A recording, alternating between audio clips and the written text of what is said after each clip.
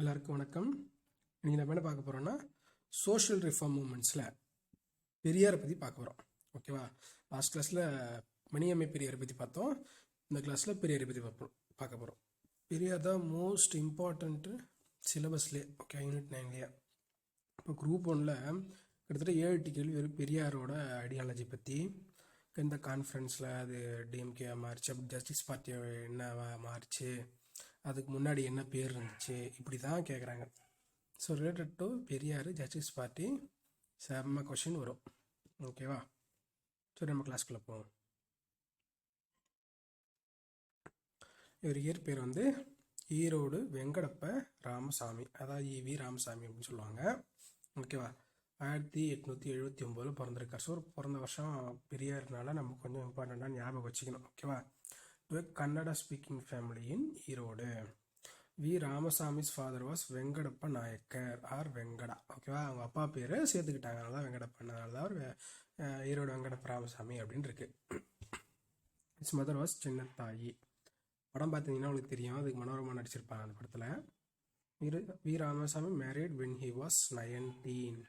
His first wife Nagamai died in 1933. He had a daughter who lived only for 5 months. Okay, இதுக்கெல்லாம் link அடுத்தது இருக்குது. ஓகேவா? ஐயா 2வது கல்யாணம் பண்ணிக்கிட்டாரு, அதுக்கெல்லாம் ரீசன் இருக்குது. ஓகேவா? அது நான் அடுத்து சொல்லுவோம். E V Ramasamy married for second time in 1949. Second wife Maniammai.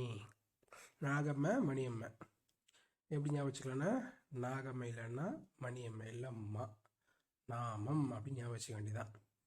Continued EV Ramasamy social work after his death இன் 1973. ஓகேவா? E.V. Ramasamy was an Indian social activist, politician who started self-respect movement and Dravidar Kazhagam. He is known as the father of modern Tamil Nadu as well as பகுத்தறிவு பகலவன். So இப்போ இந்த வாரம் நம்ம முக்கியம். பகுத்தறிவு பகலவன் அப்படின்னு யாருன்னு கேட்டால் பெரியார். ஓகேவா?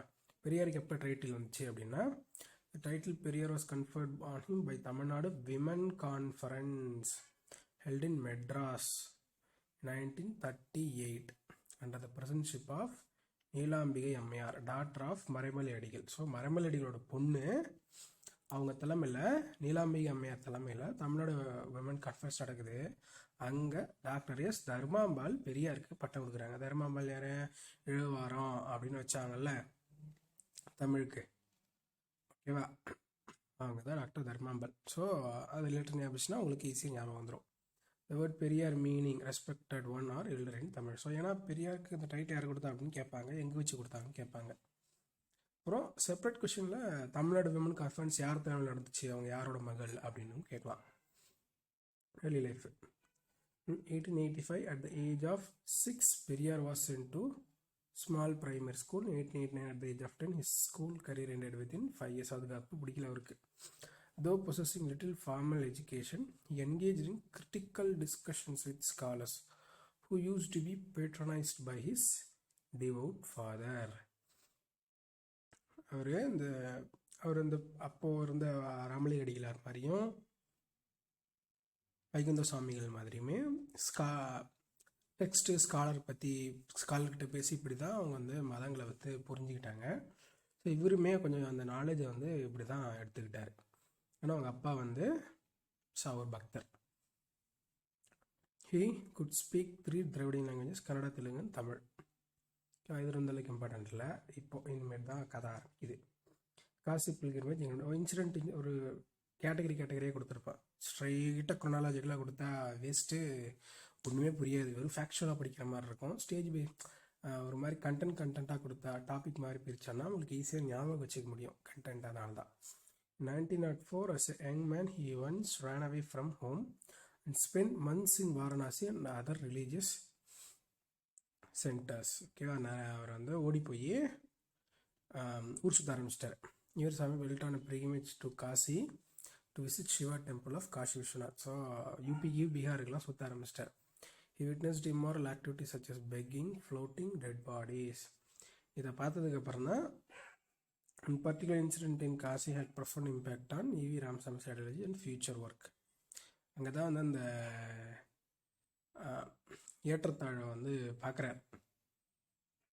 ஓகே, பெக்கிங்கே floating dead bodies okay, but ஆனால் சாப்பாடு போகிறதுல பூஜை செய்யறதுல அந்த ஏற்றத்தாழ்வு அங்கே தான் அந்த இடத்துல தான் அவர் பெருசாக பார்க்குறாரு. இறப்புக்கு எவ்வளோ பிஸ்னஸ் மாதிரி நடக்குது அப்படின்றத பார்க்குறாரு. ஓகேவா? அதுக்கப்புறம் இது வந்து மதமா இல்லது பணம் கொடுக்குற இடமான்ற மாதிரி அவருக்கு ஒரு வித்தியாசம் ஏற்படுது மதத்து மேலே. First hand experience of orthodox Hindu religion. அப்புறம் சாப்பாடு போகிற இடத்துலையும் பிரிவினை இருக்கிறதுனால அதுவும் ஒரு பெரிய வித்தியாசம் ஏற்படுது அவருக்கு. led to his disillusionment in religion. And his return, he took care of his family business for some years. அப்புறம் வீட்டுக்கு வந்துட்டு கொஞ்ச நாள் ஃபேமிலி பிஸ்னஸ் எடுக்க ஆரம்பிச்சிட்டார். அதுக்கப்புறம் தான் கொஞ்சம் அரசியலுக்கு இறங்குறாரு. Member of the Congress party ஒரு 6 வருஷம் இருக்காரா. ஓகே, இந்த context of the rise of the non Brahmin Justice Party after 1917. So Justice Party 1917 உருவாக்குறாங்க. The Congress inducted non Brahmin leaders such as Periyar, P Varadarajulu the initiative of C Rajaji. So காங்கிரஸில் வந்து நிறைய பேர் பிராமணர்களாக இருக்காங்க அப்படின்ட்டு அவங்களுக்கே புரிஞ்சிச்சா என்ன நமக்கு தெரியல. பட் நான் பிராமின் பார்ட்டி அப்படின்ட்டு ஜஸ்டிஸ் பார்ட்டி உருவானவுடனே காங்கிரஸ் இந்த இனிஷியேட்டிவ் எடுக்கிறாங்க ராஜாஜி தலைமையில். ஒரு எதிர்கட்சி மாதிரி, ஏன்னா காங்கிரஸை இப்படி திட்டி தான் ஜஸ்டிஸ் பார்ட்டி உருவாகுது. அங்கே அதிகமாக பிராமணர்கள் இருக்காங்க அப்படின்னு சொல்லிட்டு தான் ஜஸ்டிஸ் பார்ட்டி உருவாகுது. அவங்கள உரிமைகளை பேசுறதில்ல அப்படின்னு சொல்லிட்டு தான் ஜஸ்டிஸ் பார்ட்டி உருவாகுது. காங்கிரஸ் வந்து பேசுறதில்ல அப்படின்ட்டு. அதனால தான் இந்த இனிஷியேட்டிவ் நடக்குது. He held different official positions of Erode that included chairmanship of municipal council. So காங்கிரஸ்க்கு முன்னாடியே அவர் அரசியலில் இருக்கிறார். அது வெளியிலே தெரிஞ்சு தான் வந்து ராஜா ஜஸ்டிஸ் பார்ட்டிக்கு ஆப்போசிட்டாக எங்கெங்கெல்லாம் ஆள் நமக்கு தேவைப்படுது அப்படின்னு பார்த்துட்டு இங்கே வராரு. V Ramasamy joined the Indian National Congress in 1919. As soon as the command of Gandhi wearing khadi cloth was announced, Periyar immediately shed away all his costly foreign clothes, began to wear khadi. Also, he forced all the members of his family, including his mother aged 80, to wear khadi dress only. ஏன்னா வெள்ளைக்காரங்க அந்த நம்மளை ஒரு மார்க்கெட்டை consider பண்ணுறாங்க. அப்போ அவங்க நம்மளை மார்க்கெட்டை கன்சிடர் பண்ணல, நம்மளுக்கு யூஸ் இல்லைன்னா நம்மளை விட்டு போயிடுவாங்க அப்படின்னு அது ஒரு பார்ட் ஆஃப் தி சுதந்திர போராட்டத்தில் ஒரு இது. He was arrested during the non-cooperation movement. So இந்த டைமில் அவர் அரெஸ்ட் பண்ணிடுறாங்க. Periyar resigned all the government positions to support the non-cooperation movement. ஏன்னா காந்திஜி வந்து சொல்கிறாரு, அரசு பதவியில் இருக்கவங்க அரசு பதவி விட்டு வெளியே வாங்க, முடிஞ்சவங்க வெளியே வாங்க, முடியாதவங்க உள்ளே இருந்துக்கிட்டு காங்கிரஸ்க்கு சப்போர்ட் பண்ணுங்க அப்படின்னு சொல்கிறாரு. இந்த மாதிரி சத்தியாகிரகையெல்லாம் வந்து எல்லாம் ரிசைன் பண்ணுங்க, கவர்மெண்ட் போஸ்ட்டில் இருக்கும்போது நீ கவர்மெண்ட்டுக்கு இன்டெரக்டாக சப்போர்ட் பண்ணுறது தான் அர்த்தம். ஏன்னா அந்த ஸ்ட்ரக்சர் எதுக்கு அவங்க உருவாக்குனாங்கன்னா இந்தியர்கள் அடக்கியால் தான் உருவாக்குனாங்க. ஸோ அதில் இருந்துக்கிட்டு நீ நல்லது பண்ண நினைக்கிறத ஒரு முட்டாள்தனம் அப்படின்னு சொல்கிறதுனால நான் கோஆப்ரேஷன் மூவ்மெண்ட்டு வெள்ளைக்காரனை எடுத்து போகிறது, உலகப்போருக்கு அப்புறம் வெள்ளைக்காரனை எடுத்து போடுறதுனால அதை விட்டு வெளியே வர சொல்கிறாரு. ஸோ அதனால் பெரியார் ரிசைன் பண்ணிடுறாங்க. இந்தியா ஃபுல்லாக எல்லா தலைவர்களும் நிறைய விஷயம் வந்து ரிலீஃப் ஆகுறாங்க. 1921 Periyar courted imprison for picketing toddy shops in Erode. அவனோட சாராய கடை. In 1921, during the anti-liquor campaign, he cut 500 trees in own farm. சிலதில் 500 இருக்குது, சிலதில் 1000 இருக்குது, அது பிரச்சனை கிடையாது. பட் அவர் தோப்பு தென்னை தான் வெட்ட ஆரம்பிட்டு தெரிஞ்சுக்க வேண்டியதான். தென்னை மரம், பனை மரம். In 1922, Periyar, his wife Nagammai and sister Nagammal Kannammal also bravely jumped into the agitation and they led women volunteers for picketing in front of liquor shop. So இந்த மதுவிலக்கு சாராயத்துக்கு எடுத்து போராடுறதுல வந்து அவங்க ஒய்ஃபும் அவங்க தங்கச்சியுமே உள்ளே எடுத்து விட்டுறாரு. அவங்களும் பயங்கரமாக போராடுறாங்க, ரொம்ப தகச்சு போகிற அளவுக்கு. It is a part of non cooperation மூவ்மெண்ட்டும் கூட. Periyar proposed a resolution regarding the rights of untouchables to temple entry. So கோயிலுக்கு போகணும் அப்படின்னு சொல்கிறேன். இதெல்லாம் காங்கிரஸ்குள்ளே இருக்கும்போது நடக்குதுனால அதுக்கு இந்த கேட்டகரியில் வருது. இந்த name of caste dharma, the lower caste people are denied access to temples and street surrounding the temple. So கோயிலுக்கு போக அனுமதி இல்லை, கோயில் சுற்றி இருக்கிற தெருக்களையும் சுற்ற அனுமதி இல்லை, மறுக்கப்படுது அப்படின்னு சொல்கிறாங்க. அடுத்தது காங்கிரஸ்குள்ளேயே அந்த பீரியடில் வைக்கம் சத்தியாகிரகம் நடக்குது. ஓகேவா? In Vaikom, a town in the princely state of Travancore and present-day Kerala, people protested against this practice. In initial stages, George Joseph Madurai, K. Madhavan P. Kesavan played a big role. In Kerala, a committee was formed comprising people of different castes to fight untouchability. ஓகேவா, ஒரு committee form பண்ணுறாங்க. அந்த கமிட்டியில் யார் இருக்கான்னா கேளப்பன் சேர்மனாக இருக்கார். Rest யாருன்னா DK. Madhavan, Velayutha Menon, குரு Neelakanta நம்பூதிரிப்பாது, TR. Krishnasamy Iyer. வெவ்வேறு கேஸ்ட் ஆளுங்க இருக்கிறாங்க. இதுக்குன்னா அன்டச்சபிலிட்டி போக்குன்றது கமிட்டி. பட் அதோட இன்னும் அதில் ஒரு அடிஷனல் என்னென்னா கோயிலுக்குள்ளே போகிறது. இதுக்கு காங்கிரஸ் சப்போர்ட் பண்ணுறாங்க. யார் அப்படின்னா காந்திஜி, சம்பக்கி சுவாமிகள், Sri Narayana Guru also participated in this movement. The objective of the Satyagraha was to secure for untouchables the right to use a road near Shiva Mahadeva temple at Vaikom, Kottayam district. அதாவது அந்த கோயிலுக்கு சுற்றி இருக்கிற தெருவிலையும் நடக்க அனுமதி வேணும் அப்படின்னு சத்தியாகிரகம் நடக்குது. After the local leaders were arrested, Periyar led the movement and was imprisoned. ஓகேவா, அதுக்கப்புறம் சொல்ல போனால் அது அந்த 2 டைம் அரெஸ்ட் ஆகிறாரு வெளியே வந்து. ஓகேவா, திருவிதாங்கூர் சமஸ்தான ராஜா வந்து போக சொல்கிறாரு, பட் கேட்கல. அதனால தான் அவர் அரெஸ்ட்டு பண்ணுறாங்க. இந்த streets were thrown open to the untouchables. So அந்த மூமெண்ட் வெற்றி அடைஞ்சிச்சு. That courageous moment got victory. Title of honours hero of Vaikom conferred on Periyar by Thiruvika. Kalyana Sundaranar வந்து ஹீரோ ஆஃப் வைக்கம் அப்படின்னு பட்டம் கொடுக்குறாரு பெரியாருக்கு. பெரியார்னு தர்மாம்பாள், ஹீரோ ஆஃப் வைக்கம் வீரர்னு யார் பட்டம் கொடுக்குறாருன்னா திருவிகா. ஓகேவா, வைக்கும் வையின்னு இருக்கா, வீக்கா. ஓகேவா, வைக்கு வீக்கா, அது அப்படியே இந்தாண்டப்பட்ட வைக்குன்னு வருதா, ஞாபகம் வச்சுக்கலாம். சேரன்மாதேவி குருகுலம், இதுதான் ஒரு காங்கிரஸ் கூட்டு வெளியே வர்றதுக்கு முன்னாடி நடக்கிற ஒரு இன்சிடென்ட். இந்த place call Cheranmahadevi in Tirunelveli district, a residential school also known as Gurukulam was started and managed by V.S. Iyer. இந்த பேர் வேறு பேரும் இருக்குது சில புக்கில், பட் ஆனால் ஆத்தென்டிகேட்னா V.S. ஐயர் தான் நடத்துகிறாரு. ஓகேவா, with the financial support of the Tamil Nadu Congress committee. So இது பொது சொத்து மாதிரி. In Cheranmahadevi Gurukulam, Periyar found that Brahmin children non Brahmin children given food in separate places. So பிரித்து கொடுக்குறாங்க, தீண்டாமை இருக்குது. Advised Iyer to treat children like, அவங்கள அப்படியே நடத்துங்க. Periyar addressed public meetings about it, create public awareness of what was happening in Gurukulam. So வெளியில் சொல்கிறாரு இந்த மாதிரி நடக்குது குருகுலத்தில் அப்படின்ட்டு. Periyar also raised his point in state Congress meeting. அப்புறம் காங்கிரஸ் மீட்டிங்கில் சொல்கிறார், at last the school was closed. இன்ஷியலாக கேட்கல, அதனால தான் அவர் வந்து வெளியில் போய் அதை பிரச்சாரமே பண்ணுறாரு. இந்த மாதிரி வெளியே பண்ணுறாங்க அப்படின்னு காங்கிரஸ்லேயும் அதுக்கப்புறம் சொல்கிறாங்க. காங்கிரஸ் தமிழ்நாடு கமிட்டியும் அதை மூடிடுறாங்க. அதுக்கப்புறம் Periyar was keen on the introduction of reservation in representative bodies such as legislative council for non-Brahmins. ஏன் லெஜிஸ்லேட்டிவ் கவுன்சிலில் நான் பிராமின்ஸ்க்கு ரெப்ரசன்டேஷன் வேணும் அப்படின்னா, நான் பிராமின்ஸோட உரிமையை பற்றி யார் பேசுவா, யாரும் பேச மாட்டாங்கல்ல.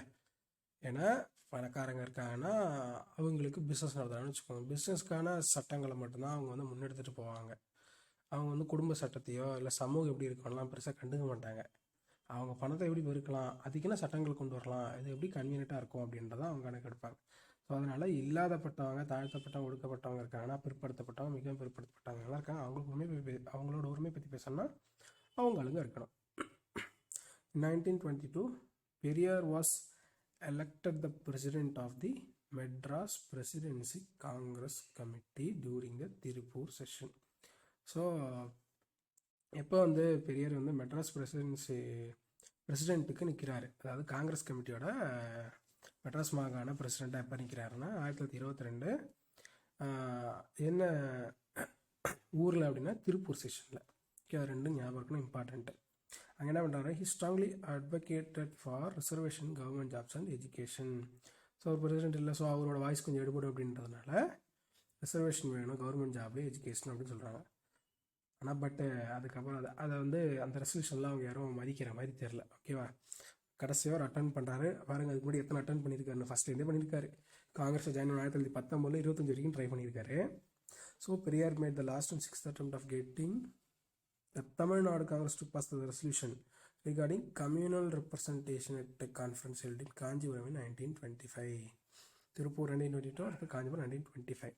Tiruvika was the president at the time, presenting opposition in the open session. He did not permit Periyar to propose this resolution. So அங்கே யாரும் ஒத்துக்க மாட்டாங்க சொல்லிட்டு அப்படின்னு திருவிக்காவே அது வந்து அனுமதிக்கவே இல்லை. ஓகேவா, அதில் கடுப்பாகி தான் his attempts were defeated in the Congress party due to strong presence of discrimination and indifference. It's led to leaving his party 1985. அங்கே கடுப்பாகி தான் அவர் வெளியே வராரு. 6 வருஷம் ட்ரை பண்ணி கடுப்பாகி இருந்த கட்சியில் அந்த 6 வருஷம் ட்ரை பண்ணியிருக்காரு, பட் வேலை நடக்கலை. The Congress inability in addressing this concern made him quit the Congress in 1925. Following his disillusionment, Periyar started the self-respect movement in 1925. So வெளியே வந்துட்டு உடனே சுயமரியாதை இயக்கத்தை உருவாக்குறாரு. His repeated public meetings on question of communal representation forced the government to pass அந்த நம்பரில் விட்டுருங்க 1928 which Brahmins, non-Brahmins, Christians, Muslim, depressed class were assured for proportionate representation in public offices. இந்த மாதிரி பிரித்து கொடுத்துட்றாரு. பிராமின், நான் பிராமின், கிறிஸ்டின், அதாவது பிரித்து கொடுத்துட்றாங்க. லேட்டராக இது வந்து அமலுக்கு வருது. அதெல்லாம் வந்து முன்னாடி பண்ண போராட்டத்தோட விளைவு தான். எதுவுமே அவ்வளோ ஈஸியாக கிடைக்கல. சரி, போய் வெளியே வந்துட்டார். அது காங்கிரஸில் வெளியே வந்துட்டாரா. ஸோ காங்கிரஸ் பார்ட்டி முடிஞ்சிச்சு. இப்போ அதுக்கப்புறம் செல்ஃப் ரெஸ்பெக்ட் மூமெண்ட்டு ஆரம்பிக்குது. After quitting the Congress, Periyar started self-respect movement in 1925. The aims of the self-respect movement were to uplift the Dravidians and expose the Brahminical tyranny. Tyranny கொடுமைன்னு அர்த்தம். The first provincial conference, மொத்தம் 2 conference மேஜராக நம்மளுக்கு exam point of view. இதில் first conference எங்கே நடக்குது அப்படின்னா செங்கல்பட்டில் 1929 நடக்குது. ஸோ முக்கியம் 25, 29 4 வருஷம் கேப்பில். ஓகேவா. Mister WPA Soundarapandian preside over that conference. So யார் தலைமை தாங்குறா அப்படின்றது முக்கியம். ஒரு தலைமை தாங்கிறது.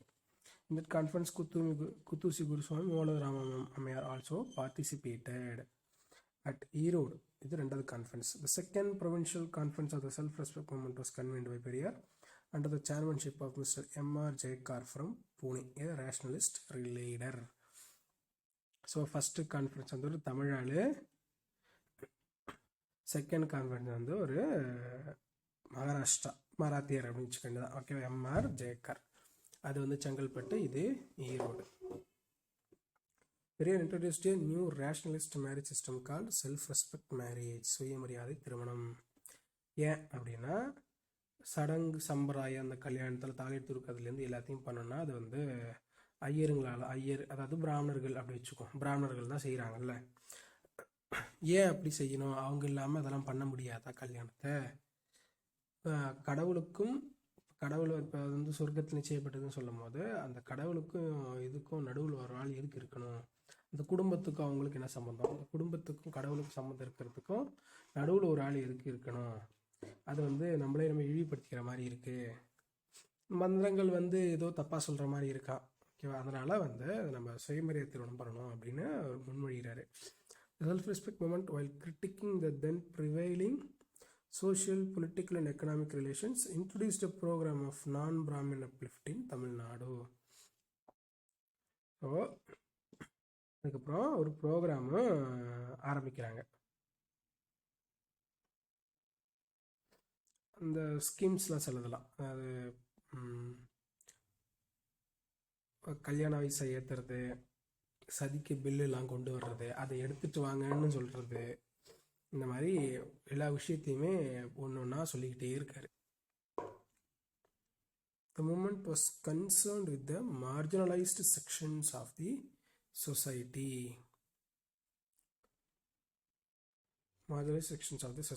And criticized Brahmanism, the cultural hegemony of the Brahmanism. First சொன்னால எதுக்காக இருந்தாலும் அவங்க இது இல்லாமல் பண்ண முடியாது. கருமாதி பண்ணாலும், வயசுக்கு பொண்ணு அப்படின்னு சொல்கிறாங்களே, ஏஜ் அட்டன் பண்ணுறது, அதுக்காக இருந்தாலும், கிரகப்பிரவேசம் பண்ணாலும், எதுக்காக இருந்தாலும் அவங்க சொல்கிறது மந்திரம் நடுவில் வந்து நிற்கிது. ஓகேவா. அதனால தான் அதை வந்து எதிர்த்தார். It advocated a casteless society devoid of rituals and differences based on birth. So caste இருக்கக்கூடாது, சடங்கு சம்பிரதாயங்கள் இருக்கக்கூடாது, பிறப்பாலே எது வித்தியாசம் இருக்கக்கூடாது அப்படின்னு சொல்லிட்டு அதை அந்த மாதிரி ஒரு சமூகத்தை உருவாக்கணும் அப்படின்னு முன்னெடுக்கிறார். The movement declared rationality and self-respect as the birthright. பகுத்தறியறது சுயமரியாதை தான் இதோட முக்கியமான பங்கு அப்படின்ட்டு. ஸோ இப்போ எக்ஸாம்பிள் செல்ஃப் ரெஸ்பெக்டோட முக்கியமான 2 ஐடியல்ஸ் அப்படின்னு கேட்டாங்கன்னா ரேஷனாலிட்டியும் செல்ஃப் ரெஸ்பெக்டும், ஆர்எஸ்எஸ்ன்னு நினச்சிக்கோங்க. ஓகேவா. Birth right of all human beings and health this is most important in self rules. அப்போ வந்து சுயாட்சி அப்படின்றத பேசிக்கிட்டு இருந்தால, அதனால் சுயாட்சியை விட சுயமரியாதை ரொம்ப முக்கியம். சுயமரியாதை இல்லைன்னா நம்ம யாருக்காவது அடங்கி போயிடுவோம். ஸோ சுயமரியாதை ஆட்டோமேட்டிக்காக வந்தால் நம்ம செல்ஃப் ரூல் வந்து ஆட்டோமேட்டிக்காக அதுவே வரும் அப்படின்னு சொல்கிறாரு. The movement declared illiteracy as a source of women's subordination and promoted compulsory education for all. So illiteracy தான் பெண் அடிமைத்தனத்துக்கு முக்கியமாக இருக்குது. ஸோ எல்லாருக்கும் படிப்பறிவு, எலிமெண்ட்ரி எஜுகேஷன் அட்லீஸ்ட் 5வது வரைக்கும் படிச்சாகணும் அப்படின்னு சொல்கிறாரு. It campaigned for the empowerment of women and question superstitious belief in the society. அப்புறம் அவங்களோட முன்னேற்றத்துக்கு வழிவகுக்கணும்னு சொல்கிறாரு. அப்புறம் மூட நம்பிக்கைகளுக்கு கேள்வி கேட்குறாரு. இதெல்லாம் ஐடியல்ஸ், இதெல்லாம் அவங்க செல்ஃப் ரெஸ்பெக்ட் மூமெண்ட்டு என்னென்னலாம் பெரியார் சொன்னாருன்னு கேட்பாங்க. The movement demanded women's emancipation, deplored superstition, emphasized rationality. அதே தான் சொல்லியிருக்காங்க. The movement also advocated self-respect marriage. Race was central to self-respect concept. It argued that non-Brahmin Dravidian people are systematically subjugated by Aryan Brahmin over the course of their long history. So நான்-பிராமின் Dravidians வந்து பிராமின் ஆரியர்களால் ஆரிய பிராமணர்களால் ஒடுக்கப்பட்டுட்டாங்க அப்படின்னு சொல்கிறாரு. இது வந்து race concept. Example, இப்போ பெரியாரோட கண்ணோட்டத்தில் இது என்ன கான்செப்ட் அப்படின்னு கேட்டாங்கன்னா இது வந்து ரேஷியல் கான்செப்ட். பட் நிஜத்துலேயே திராவிடர்கள் திராவிடியன்ஸ் ஆரியன்ஸ்னு ஒரு ரேஸ்லாம் கிடையாது.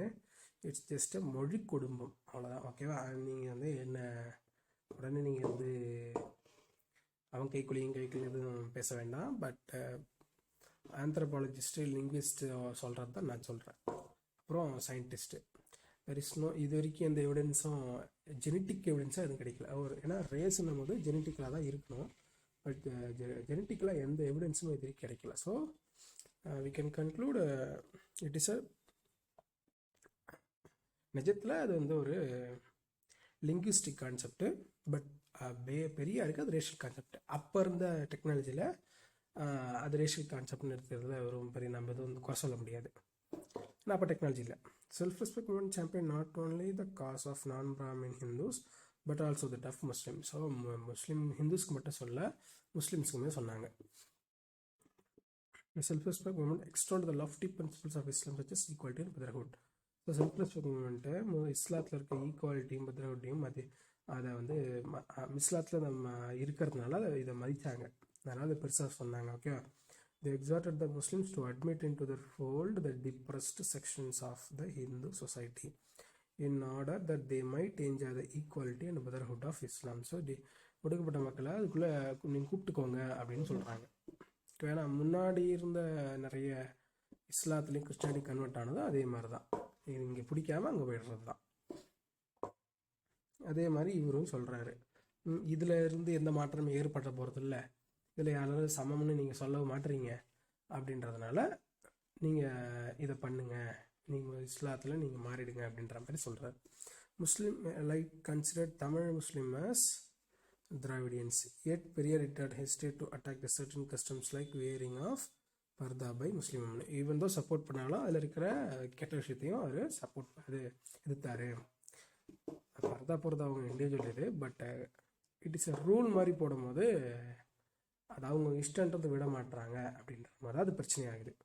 He wanted the Dravidian Muslims to follow Mustafa Kemal Pasha of Turkey and Amrullah of Afghanistan, who initiated reforms in Islamic society. So அப்போ அவங்களாம் வந்து கொஞ்சம் ரேஷனலிஸ்ட். ஓகே, அதனால தான் அவங்கள சப்போர்ட் பண்ணு அப்படின்னு சொல்கிறாரு. ஸோ இப்போ அது வந்து ஜஸ்டிஸ் பார்ட்டி என்னவாகுது அப்படின்றது தான் இப்போ அடுத்தது. இந்த பொலிட்டிக்கல் பார்ட்டினோட சவுத் இந்திய லிபரல் ஃபெடரேஷன் இது குரூப் ஒன்று கேட்டாங்க. ஜஸ்டிஸ் பார்ட்டிக்குன்னு ஒரு பேர் என்ன அப்படின்ட்டு. Was founded in 1916 principally to oppose the economic and political power of the Brahmin groups. முக்கியமாக எதுக்குன்னா எக்கனாமிக் அண்ட் பொலிட்டிக்கல் பவர், பணத்துலையும் பதவியிலையும். The party's goal was to render social justice to the non Brahmin groups. அவரோட மெயின் கோல் வந்து social justice தான். V Ramasamy took over the leadership of the party in 1938. So Justice பார்ட்டியோட தலைவராக அதாவது பிரசிடெண்ட்டாக எப்போ பெரியார் மாறினார் அப்படின்னா 1938 கரெக்டாக உலகப்போர் உருவான வருஷம். 1938 உலகப்போர் ஆரம்பிக்குது. அப்போ தான் ஆரம்பிக்குது. அடுத்தது திராவிடர் கழகம். ஜஸ்டிஸ் பார்ட்டி இப்படி திராவிடர் கழகமாக மாறுது அப்படின்ட்டு. Rally in Salem and the leadership of Periyar at 1944 C.N. Annadurai passed a resolution declared the Justice Party would henceforth be known as the Dravidar Kazhagam. So யார் சேலம் எப்போது திராவிடர் கழகம் உருவாச்சுன்னா சேலத்தில் உருவாச்சு. எந்த வருஷம்னா 1944. யார் ரெஸ்ட்ரிக்ஷன் கொண்டு வந்தாங்கன்னா C.N. Annadurai. It focused its attention on the liberation of women, women's education, willing marriage, widow remarriage, orphanages and mercy homes இதெல்லாமே பண்ணணும் அப்படின்னு சொல்கிறாங்க. 1949 சிஎன் அண்ணாதுரை, காஞ்சிபுரம் தான் காஞ்சிபுரம் அப்படின்னு இருக்கு, established a separate association called DMK or Dravidian Progressive Federation. So ஒரு 5 வருஷம் கழிச்சு 1950 ஒரு வருஷத்துக்கு முன்னாடி ஞாபகம் வச்சுன்னா ஞாபகம் வந்துடும். இல்லை சுதந்திரம் கழிச்சு 2 வருஷம் அப்படின்னு கூட ஞாபகம் வச்சுக்கலாம். இப்படி ஞாபகம் வச்சுக்கிட்டிங்கன்னா அப்போது டிஎம்கே வெளியே ஃபார்ம் ஆகுது, தனியாக செப்பரேட்டாக டிகேலேருந்து டிஎம்கேன்னு தனியாக வெளியே வராங்க. பெரியோட பயணங்கள். Over the years, Periyar visited many countries and interacted with intellectuals all over the world. ஓகேவா, ஹி விசிட்டட் சிங்கப்பூர். இந்த வருஷத்தில் எப்போ எந்த ஊரில் சுற்றினாலும் தேவையில்ல, பட் தெரிஞ்சுது எங்கெங்கே போனார் அப்படின்னு சும்மா பாயிண்டில் நடுவில் கேட்பாங்க. இந்த ஊர்லாம் பெரியார் போனாரா, ஆமாம் இல்லை அப்படின்னு நமக்கு தெரியணும். அதுக்காக he visited Singapore, Malaya, Egypt, USSR, Greece, Turkey, Germany, England, Spain, France, Portugal and Burma to attend அதாவது பர்மா எப்போனா 1954 to attend 2500 birth anniversary of the Buddha. So இது இம்பார்ட்டண்ட்டு. ஓகேவா, எந்த வருஷம் வந்து புத்தரோட 2500 பிறந்தநாள் அப்படின்னு கேட்டிங்கன்னா 1954. His experience of traveling the Soviet Union and Europe carried Periyar towards socialist ideals. Periyar had a close relationship with Singaravelar.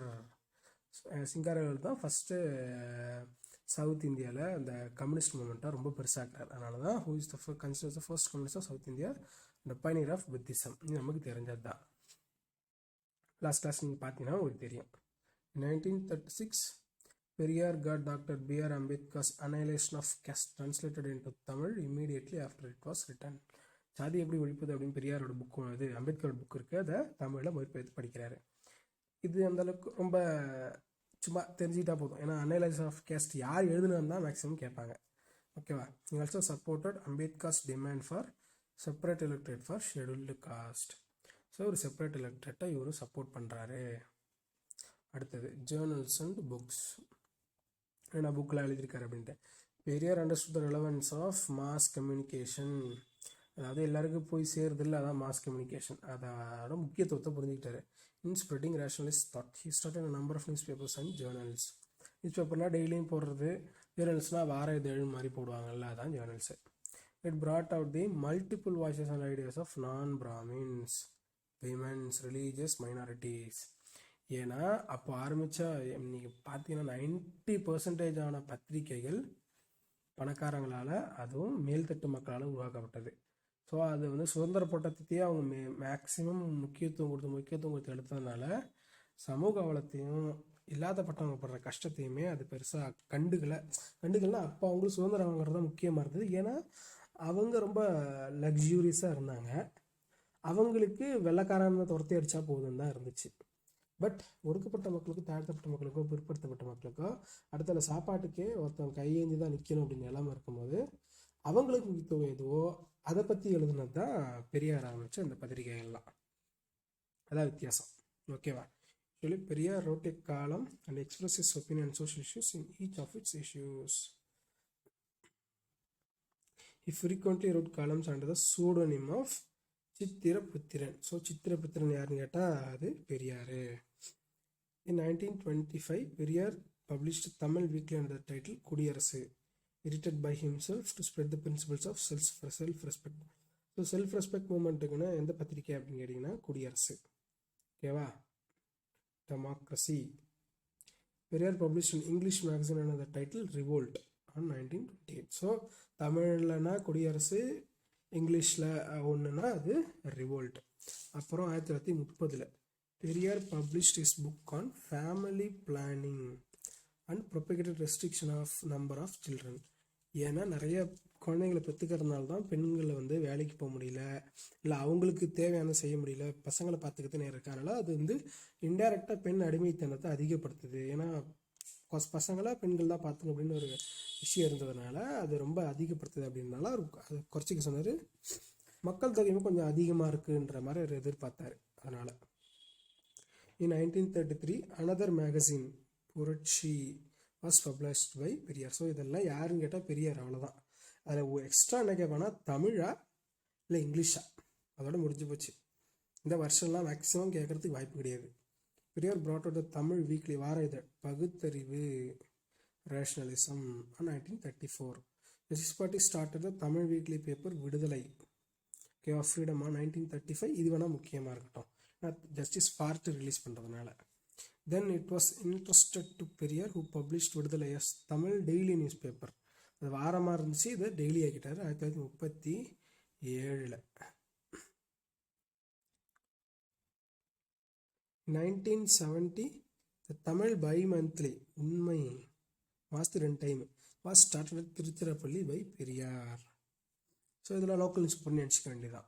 அது வார இதழமோ ரொம்ப முக்கியமான இஷ்யூஸ் மட்டும்தான் இருக்கும். அப்புறம் why I am an atheist is essay written by Indian revolutionary Bhagat Singh in 1913 in லாகூர். The request of Periyar E.V. Ramaswamy, P. Jeevanandam translated the essay to the Tamil language. So நான் ஏன் நாத்திகவாதி அப்படின்னு பகத்சிங் வந்து கடைசியாக ஜெயிலில் இருக்கும்போது எழுதுனா, ஜெயில் ஐ திங்க் எக்ஸாக்டாக தெரியல, ஜெயிலில் இருக்கிறதுக்கு முன்னாடி இல்லை ஜெயிலில் இருக்கும் போதான்னு தெரியல, அப்போ எழுதியிருக்கிறாரு. அது ரொம்ப பிரபலமாச்சு, நான் ஏன் நாத்திகன் ஆனேன் அப்படின்னு சொல்லிட்டு எழுதுறாரு. In 1935, Periyar introduced reforms in Tamil language. It was later implemented by Tamil Nadu government and M.G. Ramachandran as chief minister in the year 1978. ஒன்றும் இல்லை, இந்த லையை வந்து முன்னாடிலாம் சேர்த்து போடுவாங்க, ரொம்ப அச்சு அடிக்கிறதுக்கு, அதாவது பிரிண்ட் மீடியா இருக்குல்ல, அது மாஸ் கம்யூனிகேஷன், அந்த பிரிண்ட் அடிக்கிறது கஷ்டமாக இருக்கும், படிக்கும்போது புரியாது, ஹேண்ட் ரைட்டிங் வேறு மாதிரி இருக்கும். அப்புறம் அவன் அந்த மாதிரி நிறைய செஞ்சாருன்னு வச்சுக்கோங்களேன். அதை அச்சாக்குறது, அந்த ரிஃபார்ம்லாம் நிறையா, அதாவது இவர்கிட்ட காசு இருந்தாலும் இவர் செஞ்சார். ஓகேவா, இவரோட முன்னெடுப்புன்னு சொல்ல முடியாது. ஏன்னா இதுக்கு இதோட முன்னெடுப்புலாம் வந்து மறைமலை அடிகள், அப்புறம் உவே சுவாமிநாதர் ஐயர், அவர், இவங்க எல்லாமே அதுக்கான அச்சாணியை போட்டாங்க. இவர்கிட்ட பணமும் அதை செய்யணும்னு ஒரு கன்விக்ஷன் இருந்துச்சு, செஞ்சிட்டாரு. ஏன்னா நிறைய பேர் செய்யல, இவர் செஞ்சிருந்தார்ல.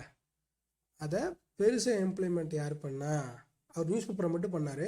பட் அதை கவர்மெண்ட்டில் யார் பண்ணா, கவர்மெண்ட் லெவலில் யார் பண்ணா அப்படின்னா பாடப்புத்தகத்தில் இது பண்ணனா எம்ஜிஆர். ஓகேவா. Periyar's anti Hindi stands. Periyar emphasized that caste system in South India is linked with the arrival of Brahmins from the north. Ancient Tamil society, he said, had a different stratification based on Tinai, determined by natural surroundings, the means of livelihood or occupation of the people. So இங்கே திணைன்ற வேறுபாடு தான் இருந்துச்சு, ஜாதின்ற வேறுபாடு இல்லை. ஒரு இடத்துக்கு வித்தியாசம் என்னன்னா, ஜாதியில் பிரச்சனை என்னென்னா, ஒருத்தன் வேற வேலையை செய்யவே முடியாது.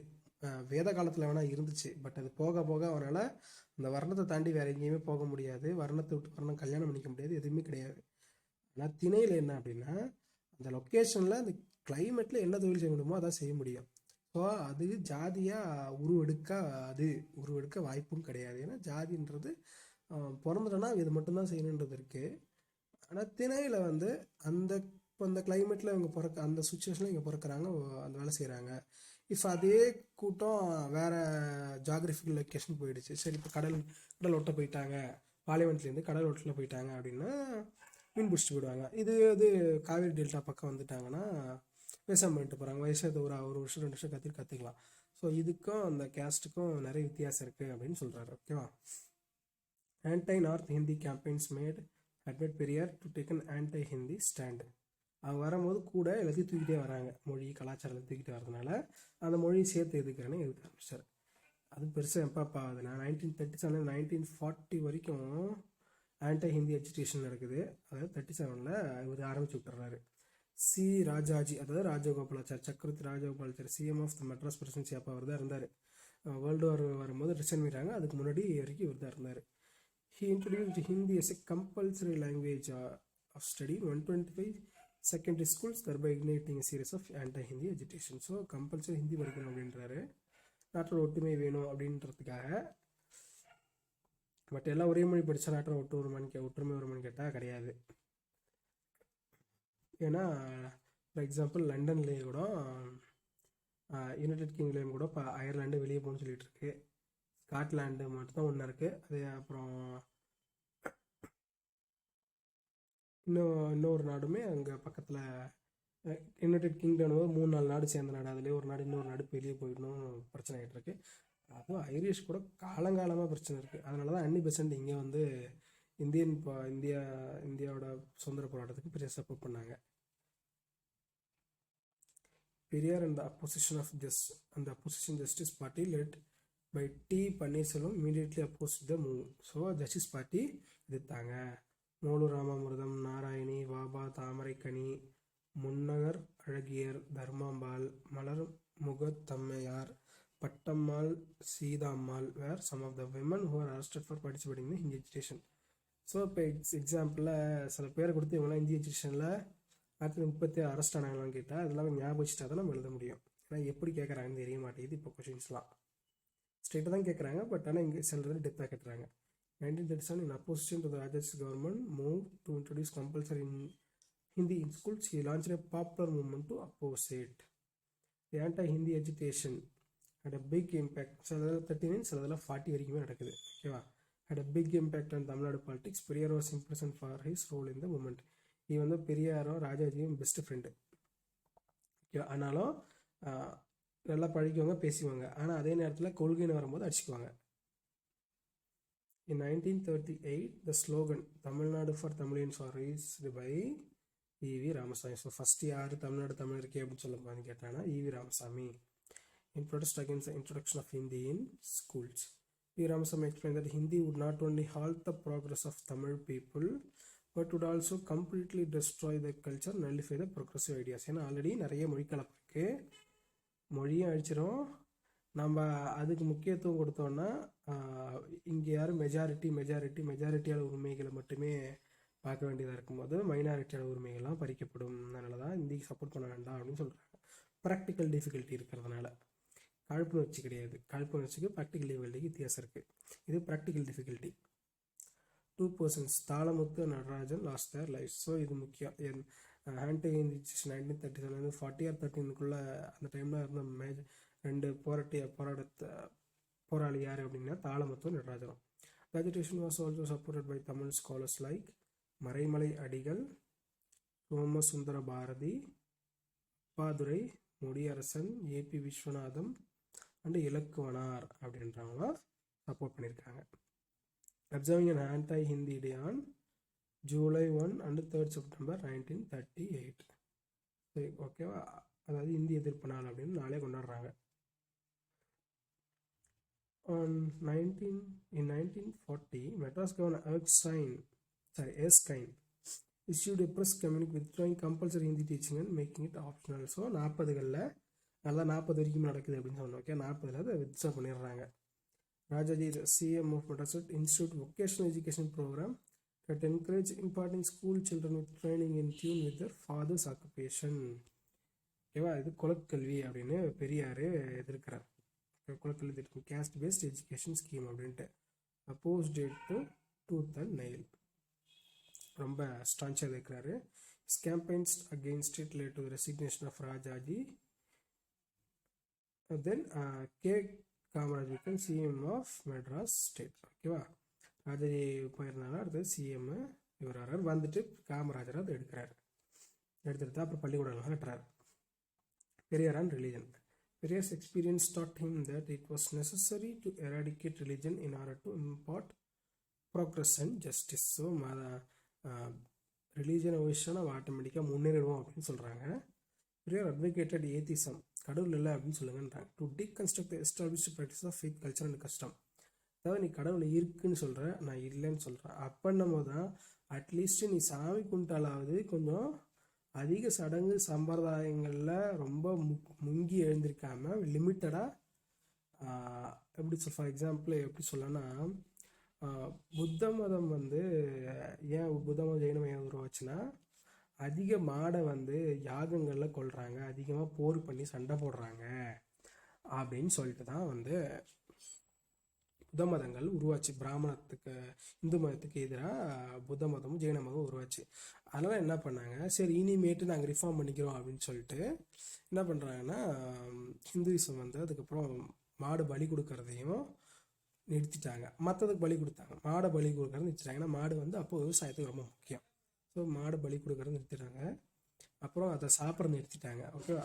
அதே மாதிரி தான் இங்கேயும் அப்படியே ஃபார் ஆப்போசிட்டாக நம்ம அதை எடுத்தோன்னா அட்லீஸ்ட் மிடில் கிரவுண்டுக்காவது வருவாங்க அப்படின்ற ஒரு நம்பிக்கை அது ஓரளவுக்கு நடந்திருக்கு. ஓகேவா? Established practices of faith, culture and custom. Periyar wanted religion to be replaced by rationalism. பகுத்தறிவுத்தன்மை வரணும் மதத்தை தாண்டி. புத்திசம் ஜெயினிசமும் பகுத்தறிவு மதம் தான். அது பகுத்தறிவத்தை செஞ்சு அது மதத்தை சொல்லவே கிடையாது. புத்திசம் அதாவது புத்தர் சொல்லிட்டு போனது வந்து மதமே கிடையாது. அது வந்து ஒரு கைட் புக்கு, ஒரு இது ஓகேவா, பிரின்சிபல், ரூல் கூட கிடையாது. பிரின்சிபலாக எல்லாம் இந்த மாதிரி இருந்தீங்கன்னா நல்லா இருப்பீங்க அப்படின்னு அவர் சொல்கிறாரு. ஆனால் அதுக்கப்புறம் வரவங்க அதை பிரபலப்படுத்தணும் காலங்காலமாக அதுக்கும் மத சாயம் பூசப்பட்டது. ஓகேவா. Religions means accept superstitious belief. Buddhism ஜெயினிசம்லையும் சூப்பர்ஸ்டிஷியஸ் பிலீஃப் இருக்குது. ஸோ இதுலேயுமே இந்த மதத்தில் சொல்ல வேண்டாம். Periyar spend central life campaigning against superstitious thing through thinkers are rationals forums he had formed. So கூட்டம் கூட்டி பேசுறது தான். யார் மேடை போடுறது, இல்லை ரூம்குள்ளே பட்டிமன்றம் நடத்துறது. Perer objected to the hereditary priesthood in temples. He argued that eligible individuals who have a proper religious knowledge should become priests rather than being based on caste. So அந்த ஆச்சார அனுஷ்டானத்தை கடைபிடிச்சாலே ஆகலாம், இவங்க தான் ஆகணும், இவங்க ஆகக்கூடாதுன்னு எப்படி சொல்லலாம் அப்படின்னு சொல்கிறாங்க. He encouraged the people to boycott the Brahmin priest and their Vedic rituals. So அதனால் இதை கேட்கலன்னா நீங்கள் வந்து பாய்காட் பண்ணுங்கள், கோயிலுக்கே போகாதீங்க. நீ கோயிலுக்கே போகிறதுக்கு வேலை இல்லைன்னா அதுக்கான மதிப்பே போயிடும், கோயிலுக்கான மதிப்பே போயிடும். நீ கோயிலே ஒன்று சிம்பிளாக ஒரு கோயில் பக்கமே யாரையுமே போகலாம், அது என்னவும் சுத்தப்படுத்தாமல் 15 பேர் தான் கிடக்கும். அதான் அதை விட்டு அதுக்கப்புறம் அங்கே வேலை இல்லைன்னா அங்கே இருக்கிற ப்ரீஸ்ட்டுமே வெளியே போயிடுவாங்க. இங்கே நம்மளுக்கு என்ன யூஸ் இருக்குது அப்படின்ட்டு.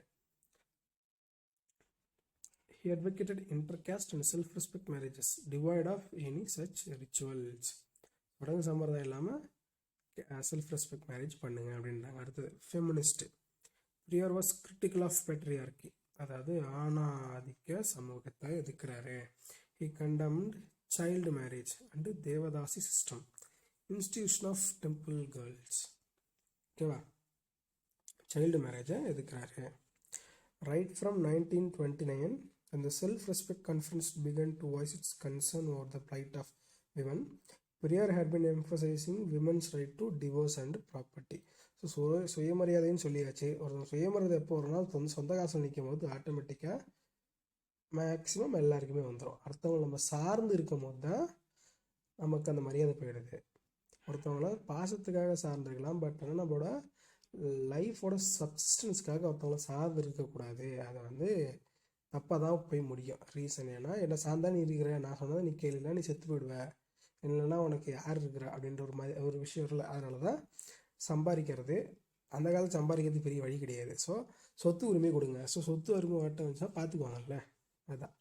Periyar objected to terms like giving in marriage. This, he said, treats women as a thing. He wants it substituted by வாழ்க்கை துணை, companion, a word for marriage taken from Thirukkural. Giving in marriage ஏன் அப்படி சொன்னால் கன்னியாதானம் அப்படின்னு சொல்லுவாங்க. கல்யாணத்தில் நீங்கள் கேள்விப்பட்டிருப்பீங்க, ஒவ்வொருத்துலேயும் ஒரு மாதிரி பண்ணுவாங்க. அதுவும் பிராமின் கல்யாணத்தில் அப்பட்டமாக தெரியும், அப்பா மடியில் உட்கார வச்சு கல்யாணம் பண்ணுவாங்க. அது எப்படின்னா, நான் வந்து உனக்கு பொண்ணை கொடுக்குறேன் அப்படின்னு சொல்கிறது. அதாவது அதுதான் பெரியர் கேட்டார், who are you to give. நீ அப்பாவே இருந்தாலும் உனக்கு என்ன உரிமை இருக்குது நீ கொடுக்கறதுக்கு? ஒரு உயிர் பிறந்துருச்சுன்னா அது இருக்கிறது இல்லாது அதோட உரிமை, அது என்ன நீ கொடுக்கறது? இது வந்து சடங்குலேயே வந்து கன்னியாதானம் அப்படின்னு. அதுவும் கன்னியாதானம் இந்த மீனிங் என்ன, வேர்ஜின் கேர்ள்ன்றது தான் இன்னும் மீனிங்கே. ஸோ அது ரொம்ப டீக்ரேடடாக இருக்குது அப்படின்னு சொல்லிட்டு தான் இருக்கார். Periyar most important work on the subject is why the women is enslaved, அதாவது பெண் ஏன் அடிமையானால் அப்படின்ற புக்கு இம்பார்ட்டண்ட்டான புக்கு. ஓகே, புக்ஸில் இதில் போட்டிருக்கேன், அதில் போடாமல் இதில் போட்டிருக்கேன். Periyar believed that property rights for women would provide to them a social status and protection. He welcomed equal rights for male and female in property, guardianship and adoption. ஏன்னா அப்போது அதெல்லாம் எதுவுமே கிடையாது. ஓகேவா. He was a strong champion of birth control and contraception and said that motherhood was a burden to women. நான் சொன்னேன்ல, அதிக பெண் பிள்ளை பெற்றா அது வந்து ஒரு பாரமாக தான் ஆகுது அப்படின்ட்டு. In 1989, government of Tamil Nadu fulfilled the dream of radical reform by the introduction of Hindu Succession Tamil Nadu Amendment Act of 1989. இது ரொம்ப important year, which ensured the equal rights to ancestral property for women in inheritance. Hindu Succession Act 1954 கூட இதை பற்றி full இது கொடுக்கல. அதனால தான் தமிழ்நாடுக்கு ஏன்னா குடும்ப சட்டத்தில் வந்து ஸ்டேட் சப்ஜெக்ட்டு. ஸோ ஸ்டேட்டுக்கும் ஸ்டேட்டாக கண்கரண்டம் தெரியல, ஸ்டேட்டுக்கு போகிறதுனால அமெண்ட்மெண்ட்டை கொண்டு வந்துட்டாங்க. This act became trendsetter and led to similar legislation at the national level. Periyar died at the age of 94. His mortal remains were buried at Periyar Thidal, Madras. ஓகேவா, இதுதான் பெரியாரோட ஒரு பெரிய விஷயம். ஓகே, இப்போ மணியம்மையை கல்யாணம் பண்ணிட்டாங்கன்னு சொல்லுவான்னு சொன்னேன், பட் அது வெறும் வார்த்தைகளாக சொல்லிடுறேன். வேறு ஒன்றும் இல்லை. மணியம்மையை கல்யாணம் பண்ணிக்கிட்டாரு அப்படின்னா அப்போது ஹிந்து திருமண சட்டம் அப்படின்னு ஒன்று கிடையாது. ஹிந்து சொத்து சட்டம், அதாவது ஹிந்து சக்சஷன் ஆக்ட் அப்படின்னு சொல்லுவாங்க. அது எக்ஸாக்டாக சொத்துன்னு வராது. சக்சஷன்னா அப்பாவுக்கு அப்புறம் பசங்க இருக்குல்ல, அந்த சட்டம்லாம் வரல. ஓகே, அந்த சட்டத்தோடி தான் தன்னோட சொத்தை யாருக்கு கொடுக்கலாம் அப்படின்ற வரமுறை இருக்கும். பெரியார் வந்து மணியம் 1949 கல்யாணம் பண்ணும்போது அப்போ கிடையாது. அப்போ வந்து கான்ஸ்டியூஷனே உருவாகலை. கான்ஸ்டியூஷன் வந்து அப்போது நவம்பரில் தான் கொண்டு வராங்க. அது ஃபோர்ஸுக்கு 1950 தான் வருது. 54 தான் இந்து செக்ஷன் ஆக்டே உருவாகுது. Hindu marriage act, Hindu section act எல்லாம் அப்போ தான் உருவாகுது. அது இந்த இந்து செக்ஷன் ஆக்டில் இருந்த பிரச்சனையில் தான் இந்த ஈக்குவலாக பெண்ணுக்கும் விமனுக்கும் ஆணுக்கும் பெண்ணுக்கும் சொத்து கொடுக்கலன்னு சொல்லிட்டு தான் பெரியார் அம்பேத்கர் வெளியே வர்றாரு. ஓகேவா, இந்த பிரச்சனையில் தான் இது கரெக்டு, இதெல்லாம் கரெக்டடு. ஸோ அதனால் என்ன பண்ணுறாரு, பெரியார் வந்து மணியம்மையை கல்யாணம் பண்ணிக்கிறாரு. அந்த சொத்தை கொடுக்கணும் அப்படின்றதுக்காக. ஏன்னா 49 சட்டம் இல்லை. ஸோ அதாவது ஆணை தத்தெடுக்கலாம், பெண்ணை தத்தெடுக்கிறதுக்கு அப்போ சட்டம் கிடையாது. ஓகேவா, அப்போ பெண்ணை தத்தெடுக்க முடியாது. இவங்க வந்து பயாலாஜிக்கல் பெண்ணும் டாக்டரும் கிடையாது. ஸோ ஒரே வழி என்னென்னா அப்போது கல்யாணம் பண்ணுறதா ஒரே வழி. அதனால் வெறும் ரெஜிஸ்டர் மேரேஜ் ஊருக்காக இந்த சொத்தை அவங்கள்ட்ட கொடுக்கணும். கட்சி இதில் வந்து எல்லாரும் நிறைய பேர் மேலே அந்த நம்பிக்கை போயிடுச்சு. அப்போது நம்ம இயக்கத்தை எடுத்து இவங்க ஒழுங்காக நடத்துவாங்க அப்படின்னு சொல்லிட்டு இந்த சொத்தெல்லாம் அவங்க பேரில் எழுதி வைக்கிறாங்க. ஓகேவா, இதுதான் மேலோங்கி இருக்கிற கதை. ஐ திங்க் இதை நான் வந்து மணியம்மை பெரியாரில் சொல்லியிருப்பேன்னு நினைக்கிறேன்.